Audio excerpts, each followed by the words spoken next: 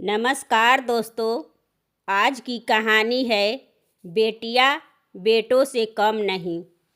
आज भी हमारे समाज में बेटियों को लोग बोझ समझा जाता है, लेकिन आज के समय में भले ही लड़कियां लड़कों के साथ कंधे से कंधे मिलाकर चलने की हिम्मत रखती है, लेकिन फिर भी हमारे ऐसे कई छोटे शहर और गांव है जहां उनकी सोच आपकी पिछड़ी परिवार से है और बेटी के जन्म लेने पर वे लोग खुशी जश्न नहीं मनाते। यहाँ तक कि पिछड़ी जाति के लोग जिनकी सोच एकदम छोटी है, उन लोगों ने बेटी को गर्भ में ही मार देते हैं। लेकिन बेटी तो प्रकृति की ही दी हुई एक ऐसी देन है जो जीवन को निरंतर गतिमान बनाए रखने के प्रकृति महत्वपूर्ण नियम का एक अभिन्न अंग है। भारत की जनसंख्या तेजी से बढ़ रही है, पर सबसे अधिक दुर्भाग्य की बात है कि बढ़ती जनसंख्या के बावजूद भी लड़कियों की जनसंख्या घटती जा रही है। हमारे समाज में बड़ी ही गहराई तक ये बात बैठी हुई है कि लड़कियों के साथ बड़ी जिम्मेदारी आती है। इसी कारणों से लोग लड़कियों को गर्भ में ही लिंग परीक्षण करके लड़कियों को मार देते हैं। अगर हम इन सब से बचकर भी अगर कोई बेटी जन्म ले लेती है तो जन्म हो जाने के बाद भी लड़कियों के साथ भेदभाव नहीं थमता। स्वास्थ्य, पोषण और शिक्षा की ज़रूरतों को लेकर उनके साथ कई तरह से पक्षपात होता है। इसी वजह से ठीक ही कहा जाता है कि महिलाओं के जन्म से पहले ही उनके अधिकारों को छीन लिया जाता है। कन्या भ्रूण हत्या को रोकने के लिए सरकार द्वारा समय समय पर कई योजनाओं का क्रियान्वयन किया जा रहा, लेकिन जब तक समाज में इसके प्रति जागरूकता नहीं होगी, कोई भी योजना साकार नहीं हो सकती।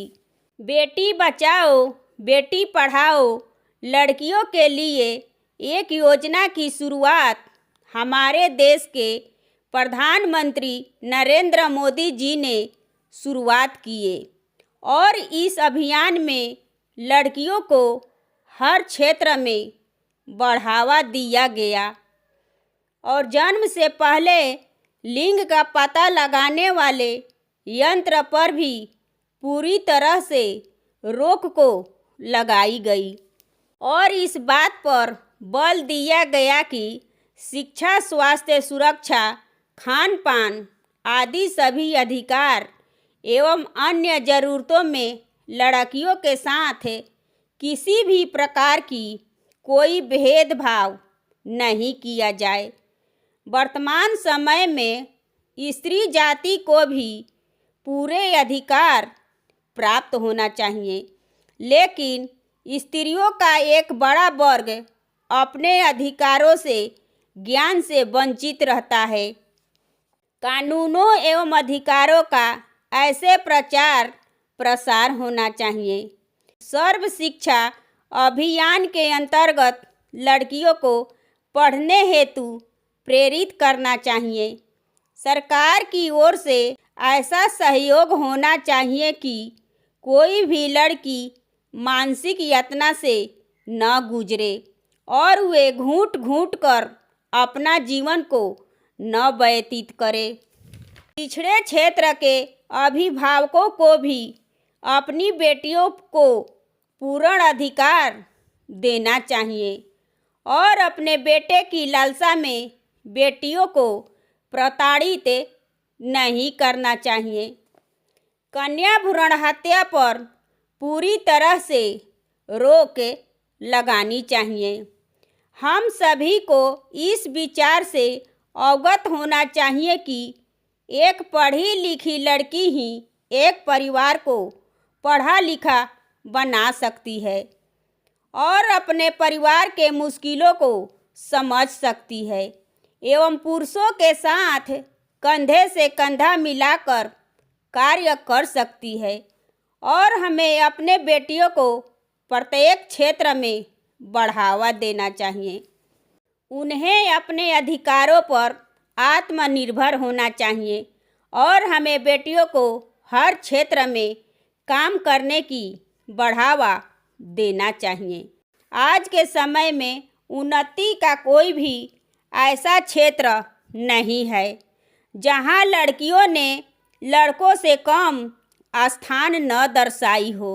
शिक्षा, विज्ञान, राजनीति, खेलकूद आदि सभी क्षेत्र में बेटियां बेटों से आगे कदम को रखती है।